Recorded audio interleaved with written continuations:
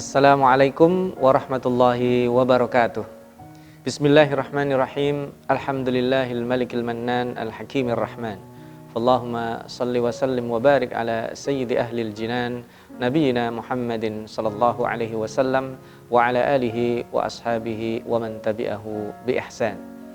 Sahabat TVmu, para pemirsa Cahaya Ilahi, alhamdulillah berjumpa kembali pada kesempatan kali ini. Kita bersyukur kepada Allah yang telah memberi kesehatan, kekuatan, dan kesempatan kita berbuat baik serta meningkatkan kualitas keimanan kita di bulan suci Ramadan. Mudah-mudahan hadirnya bulan Ramadan bagi diri kita mendatangkan inspirasi kebaikan yang bermanfaat untuk kita dan juga untuk orang-orang yang ada di sekitar kita. Insya Allah di kesempatan kali ini saya akan mengajak sahabat TVmu, para pemirsa Cahaya Ilahi, untuk mendiskusikan tentang ujian-ujian yang Allah berikan kepada manusia. Dan kita ketika berpuasa diberikan bekal oleh Allah Subhanahu wa taala untuk menghadapi beberapa hal yang itu sengaja dibuat Allah untuk membuat kita mampu bertahan, meraih ketakwaan dan prestasi, tetapi juga sesungguhnya kita diuji dengan beberapa hal. Ayat yang kita jadikan referensi adalah surat Al-Baqarah ayat 155. Allah berfirman, A'udzubillahi minasyaitonirrajim. Bismillahirrahmanirrahim. Walanabluwannakum bisyai'im minal khawfi wal ju'i wa naqsim minal amwali wal anfusi wath thamarat wa basyiris sabirin. Maka kami pasti akan menguji kalian. Nah, ini Allah memastikan akan menguji manusia. Karena ujian yang Allah berikan kepada manusia itu selain untuk meningkatkan kualitas manusia adalah bukti kecintaan Allah Subhanahu wa taala. Kualitas kita akan diuji dengan beberapa hal, dan kita akan naik ketika kita materi-materi itu semakin berkualitas. Nah, ada setidaknya 2 materi pokok ujian yang Allah berikan kepada kita di ayat 155, dan kemudian 3 materi tambahan sebagai pelengkap. Dan siapakah orang-orang yang akan bukan hanya sekedar lolos tapi berprestasi? Di ujung ayat 155 ini Allah mengatakan wabasyiris sabirin, yaitu orang-orang yang bersabar yang akan lulus dan juga memiliki kualitas dan kualifikasi yang luar biasa. Mari kita coba bahas walanabluwannakum bisyai'in. Jadi Allah menguji kita dengan kata-kata bisyai'in. Apa makna bisyai'in? Bisyai'in itu dengan sesuatu yang sedikit, karena Allah menyebutkan di situ dengan isim nakirah, bukan bisyai' tapi bisyai'in, dengan sesuatu yang sedikit. Apa sesuatu yang sedikit? Ada 2 di sini. Bisyai'in minal khawfi wal ju'. Ada rasa takut dan rasa lapar. Ada 2 hal yang sangat manusiawi yang akan dirasakan oleh setiap kita, dan itu sesungguhnya adalah ujian dari Allah. Rasa takut yang Allah berikan kepada setiap manusia itu nature. Dan selain nature, dia adalah ujian. Sesungguhnya rasa takut itu manusiawi, tetapi kita takut akan apa? Ada orang takut miskin, ada orang takut bangkrut, ada orang takut ditinggalin, ada orang takut dibenci, ada orang takut bla bla bla. Maka ketakutan itu sendiri pada hakikatnya adalah material utama dari ujian Allah Subhanahu wa taala kepada manusia. Dan nanti kalau kita lihat frasa takut di dalam Al-Qur'an itu cukup banyak. Ada takut dengan bahasa khauf. Itu adalah rasa takut yang standar. Jadi rasa takut yang standar itu khauf. Kalau dia takutnya benar, maka dia akan naik tingkatnya. Jadi ada rasa takut yang akan melahirkan khudu itu ketundukan, rasa takut tapi dia tunduk, dan rasa takut yang tunduk itu akan menghadirkan khusyuk. Jadi rasa takut yang tunduk itu akan melahirkan kekhusyuan. Khusyuk tidak pernah terjadi 2 kali, rasa takut juga tidak pernah terjadi 2 kali. Ketika seseorang takut di dunia, maka dia akan aman ketika di akhirat. Man akhafani fid dunya amintuhu fil akhirah. Kata Allah Subhanahu wa taala dalam salah satu hadis qudsinya, siapa yang merasa aman kepadaku di dunia akan aku takut-takuti di akhirat, dan sebaliknya siapa yang takut kepadaku di dunia, akan aku amankan dia di akhirat. Jadi man akhafani fid dunya amintuhu fil akhirah. Wa man aminani fid dunya akhaftuhu fil akhirah. Siapa yang takut kepadaku di dunia, maka aku akan berikan rasa aman dia di akhirat. Nah, setelah melalui periode ada khauf, ada khudu, ada khusyuk, maka periode tertinggi rasa takut, tahapan tertinggi rasa takut manusia itu disebut dengan khasyah. Khasyah itu adalah rasa takut yang basisnya keilmuan, rasa takut yang basisnya keimanan, rasa takut yang merupakan proporsi dari pengetahuan dan kesadaran, intuisi dan keilmuan yang Allah Subhanahu wa taala modalnya sudah berikan kepada setiap kita. Makanya di dalam Al-Qur'an Allah menyebut innama yakhsyallaha min ibadihil ulama. Sesungguhnya yang bisa takut kepada Allah itu adalah para ulama di antara hamba-hambanya. Nah, ketakutan seperti inilah yang menjadi klimaks seseorang punya prestasi sebagai ulama. Maka kalau ada orang dia punya ilmu dan dia tidak takut Allah, berarti tracknya salah. Karena kita lihat sesungguhnya keilmuan itu harusnya menyampaikan kita pada hakikat takut kepada Allah. Dan itulah hakikat ujian kita. Kita takut kepada Allah, kita takutnya kepada Allah itu berbeda dengan takutnya kita kepada singa. Takut pada singa orang lari, takut pada sesuatu yang dia hindari. Tapi kalau kita takut kepada Allah, kita mendekat kepadanya, kita akrab kepadanya, mendekat untuk mendapatkan petunjuknya, mendapatkan bimbingannya supaya Allah tidak murka. Itulah materi ujian pertama manusia, dan masih ada beberapa materi utama lainnya. Insya Allah kita akan menyambungnya para pemirsa Cahaya Ilahi setelah jeda beberapa saat. Para pemirsa Cahaya Ilahi dan sahabat TV-mu yang berbahagia, rahimani wa rahimakumullah, as-saimun as-saimat, mudah-mudahan puasa kita dan ibadah kita diterima Allah Subhanahu wa taala. Jadi Allah menguji kita dengan rasa takut, dan itu sesuatu yang wajar. Ada orang takut dalam bentuk yang lainnya. Ada orang takut ketinggian, ada orang takut gelap, ada orang takut dan bla bla bla ya, takut kecepatan, ada orang takut laut ya, takut air. Itu ketakutan-ketakutan yang secara psikologi bisa dan memungkinkan untuk diobati. Tetapi esensi dari rasa takut itu adalah ketika kita mengenal Allah. Semakin kita mengenal Allah, maka kita akan ditarik kepada track yang benar. Jadi kita takut miskin sewajarnya, takut bangkrut sewajarnya, takut tidak punya teman, takut sendiri, dan seterusnya, itu sesuatu yang wajar. Tetapi kalau kemudian ketakutan kita kepada satu yang material, itu maka kita akan membahayakan. Contoh sederhana, kalau saya menjabat, lalu kemudian saya takut kehilangan jabatan berlebihan, maka ketakutan kepada Allah akan berkurang. Kalau saya seorang guru besar atau seorang ilmuwan dan menikmati fasilitas karena keilmuan saya takut akan kehilangan fasilitas itu, maka itu something material, sehingga saya akan kehilangan ketakutan kepada Allah Subhanahu wa taala, dan itulah yang dihisab oleh Allah Subhanahu wa taala. Berikutnya materi kedua adalah di situ bisyai'in, sedikit dari rasa takut. Artinya gini, dalam satu pekan misalnya para pemirsa, kita mungkin aman-aman dan nyaman aja. Allah kasih rasa takut sedikit aja. Kayak tadi tuh, aduh saya takut gimana. Itu perasaan seperti itu tidak banyak. Makanya disebut bisyai'in, sedikit. Nah, itulah yang diuji oleh Allah. Sedangkan sisanya adalah karunia yang sangat nature, biasa gitu. Nah, yang kedua, bisyai'im minal khaufi wal ju', rasa lapar. Nah, inilah yang ada irisannya dengan kondisi kita hari ini, yaitu berpuasa. Kita rasa lapar itu tidak banyak, sedikit. Orang itu dalam satu hari, yang umum itu normalnya ada dia lapar banget, ada standar, ada kenyang dan kenyang banget. Nah, rasa lapar yang banget itu sedikit. Umumnya manusia itu nyaman-nyaman dan merasa kenyang, tidak perlu makan ya.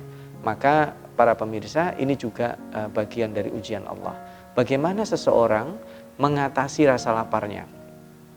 Nah, inilah kaitannya dengan ujian Allah. Kalau seseorang mengatasi rasa laparnya, dia memperhatikan ada yang halal, oh ini halal, jadi dia nggak main sabet saja. Karena ada kalanya seseorang ketika dia menyelesaikan insting biologisnya ini, dia apaan aja disikat tanpa memperhatikan rasa, oh ini halal, oh ini punya orang, maka dia akan dihisap oleh Allah. Itulah yang disebut materi utama ujian kita, dua itu rasa takut dan rasa lapar. Nah, rasa lapar kita itu tertuntaskan dengan sesuatu yang halal. Jadi kita bukan hanya sekedar yang penting lapar saya hilang. Kalau lapar saya hilang, mah kita makan nasi putih aja selesai. Tapi di situ ada estetikanya. Karena makan itu juga ada, bukan sebelum orang mengenal table manner, kita sudah diajarkan bagaimana adabnya dalam menyelesaikan rasa lapar. Kan ada, ya gulam samillah. Oh, ternyata mulai makan itu dengan bismillah, ya kan? Ya gulam kul biyaminik, makan dengan tangan kanan, ya kan? Ya gulam kul mimma yalik, makanlah dengan sesuatu yang dekat, dari sesuatu yang dekat, supaya kita tidak kelihatan rakus, minta yang jauh di sana. Jadi itu juga ada adabnya, ada akhlaknya. Bagaimana kita diajarkan oleh Rasulullah SAW, bukan sekedar kita menghilangkan rasa takut, tetapi bagaimana rasa takut itu kemudian kita selesaikan ujiannya dengan berkelas.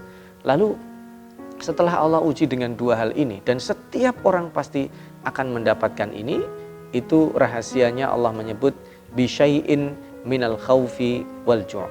Ada ujian tambahan. Di sini Allah Subhanahu wa taala memberikan ujian tambahannya itu ada 3, yaitu wa naqsim minal amwali wal anfusi wath thamarat. Jadi ada kekurangan dari harta, al-amwal wal anfus dan ath-thamarat. Ada 3. Jadi harta, jiwa, dan ath-thamarat atau buah-buahan atau kemakmuran. Nah, mari kita sahabat TVmu dan para pemirsa Cahaya Ilahi, kita perhatikan lebih detail ya.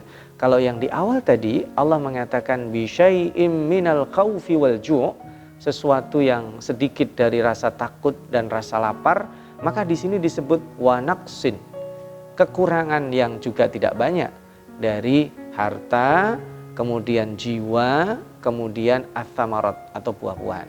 Nah, 3 material tambahan ujian ini Allah menyebutnya naqs. Apa bedanya dengan bisyai'in yang berarti sedikit dengan naqs yang berarti kekurangan?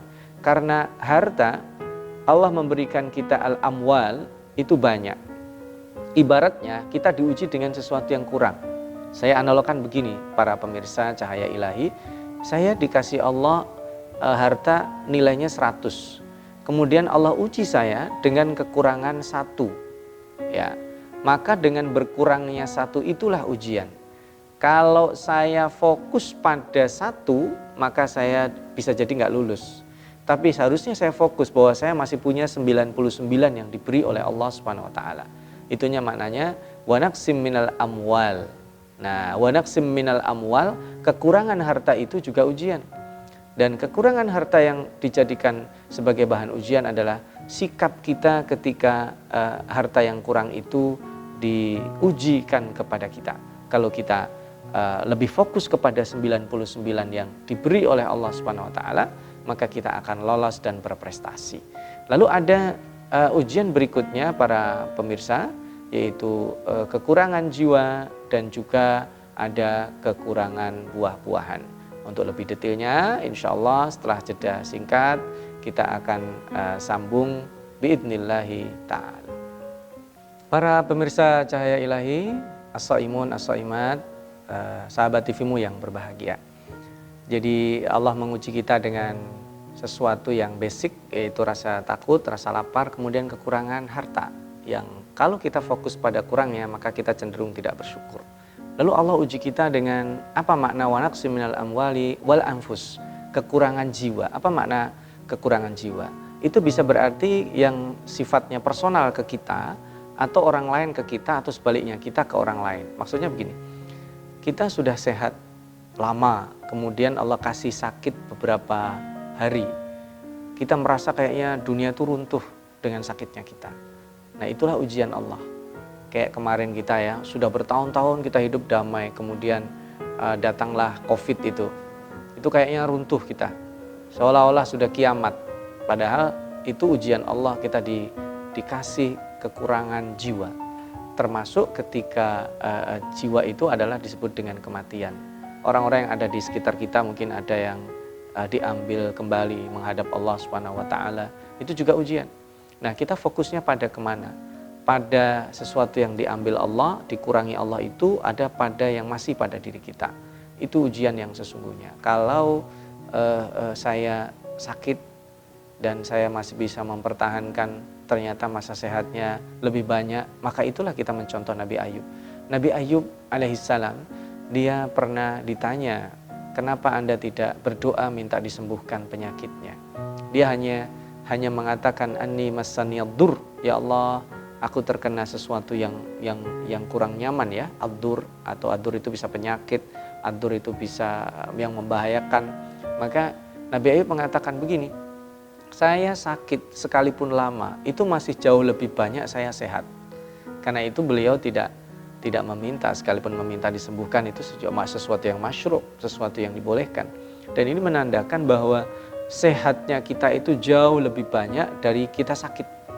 Dan kenyataan kehidupan kita juga demikian. Maka ketika kita diuji dengan rasa sakit, maknanya kita bersabar bukan berlama-lama sakitnya, bukan, tetapi kita mengingat dan optimis bahwa kita akan sembuh sebagaimana kita diberikan kesembuhan jauh lebih banyak oleh Allah. Demikian juga ketika ada orang-orang yang kita cintai meninggal misalnya, ya tentu akan sedih, kita tidak bisa bercengkrama, tidak bisa berinteraksi dengan beliau. Nah ini tentu kekurangan ini juga ujian. Dan yang ketiga adalah wa naqsin minas tsamarat.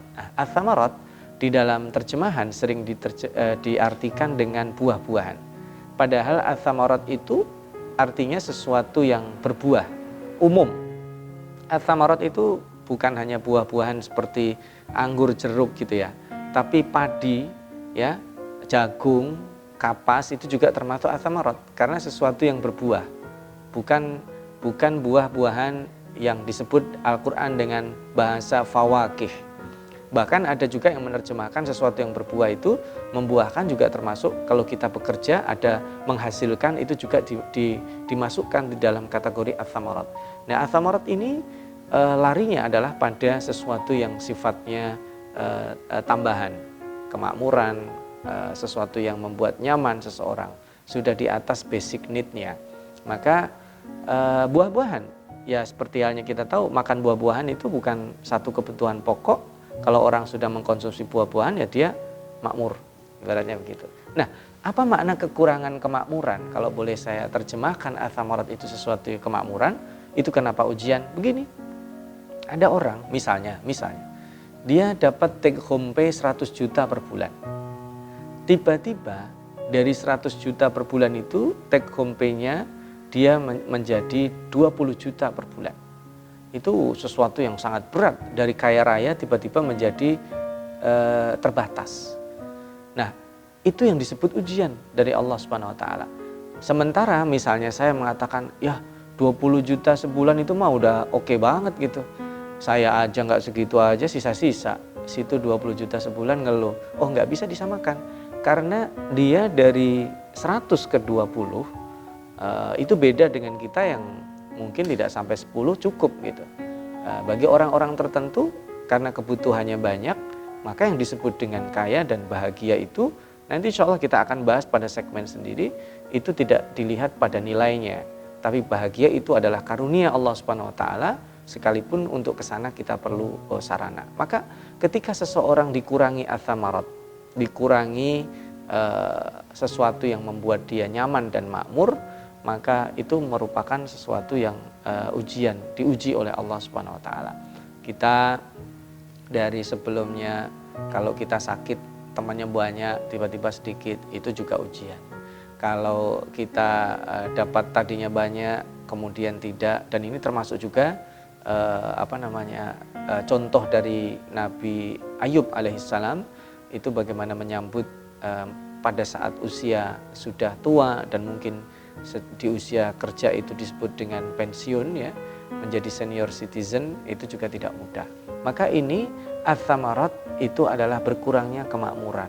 Jadi kita ibaratnya apa-apa sebelum ini itu bisa, lalu kemudian terbatas. Maka yang perlu kita turunkan adalah kebiasaan kita pada saat kita mampu. Secara materi, secara kondisi lingkungan kita, itu juga ujian dari Allah. Dan ini nanti setiap kita pasti begitu.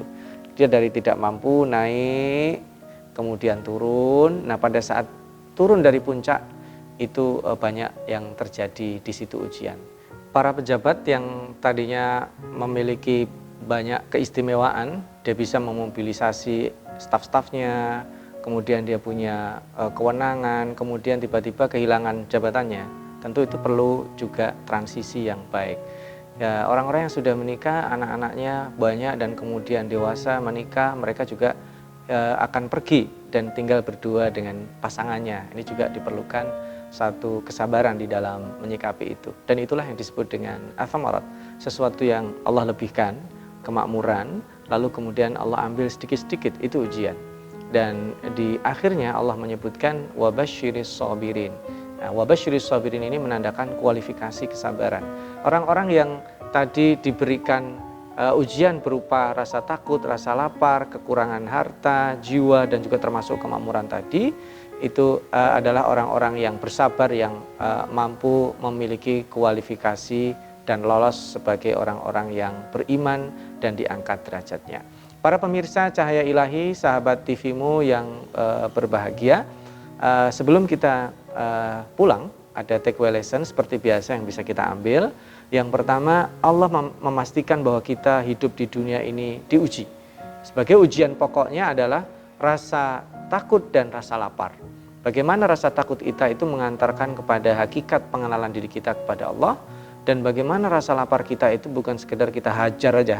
Jadi kita makan aja, enggak. Makanan ini halal, makanan ini mendatangkan berkah atau tidak, makanan ini dibolehkan oleh Allah atau tidak. Dengan itu kita diuji, dan sebagai suplemen ujiannya, kekurangan harta, kekurangan jiwa, serta kemakmuran, itu satu hal yang menjadi penting untuk kita perhatikan.